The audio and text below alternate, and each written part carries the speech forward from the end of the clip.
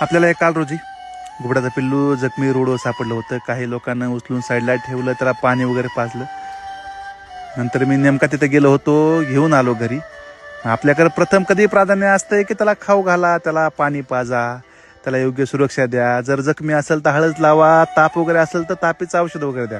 किंवा कुणी सांगितलं सोशल मीडियावर की हे त्याला खाऊ घाला, तर मी ते खाऊ घालायचा प्रयत्न करतो. काल पण तेच केलं, खाऊ पिऊ घातलं, रात्री कोणून ठेवलं, पण लंगू लागला आणि उडता येत नव्हतं. म्हणलं सकाळी जरा थोडंसं मोकळ्या वातावरणात घेऊन जाऊ, त्या बरं वाटेल. खाऊ घातलं आणि जर पाणी पाजलं तर सोडला, मग साईडला जाय बघा, म्हणजे जाऊ द्या, काय होणार, कुठं जाणार आहे. सोडला तर जेच उडाला, भारी वाटलं की त्याला वापस उडता यायला लागलं. थोडासा घाबरल्यामुळे साहजिक त्याला उडता येत नव्हतं, पण पुन्हा त्याने आकाशात भरारी घेतलं, समाधान वाटलं. काहीतरी आपण योग्य काम केलं. त्या योग्य कामामध्ये लोकांनी पण मदत केली होती. त्यांनी रोडच्या साईडला आणून ठेवलं, त्याला पाणी पाजलं. दरवेळेस असंच होतंय, कुणी ना कुणी लहान मोठा पक्षी आणून देतंय, पण आपला ते व्हिडिओ रिलीज करायचा, सोडायचा, त्या टायमाला ते निघून ऑटोमॅटिक जाते. काही टायमाला आपण सक्सेस बी होत नाहीत, कारण की आपण ना तज्ज्ञ आहेत ना डॉक्टर आहेत.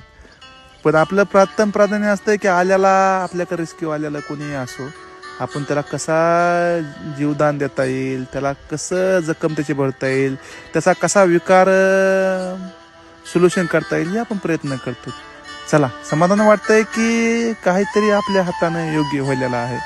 तुमचंही मनापासून धन्यवाद. तुम्हीही ह्या गोष्टीला प्रोत्साहन दिलं, त्यामुळं मला बी नवीन काहीतरी करण्याची चालना भेटते. सर्व माझा परिवार, माझा मित्र परिवार, माझं पोलीस खातं, सर्वच ह्या गोष्टीला प्रोत्साहन करतंय.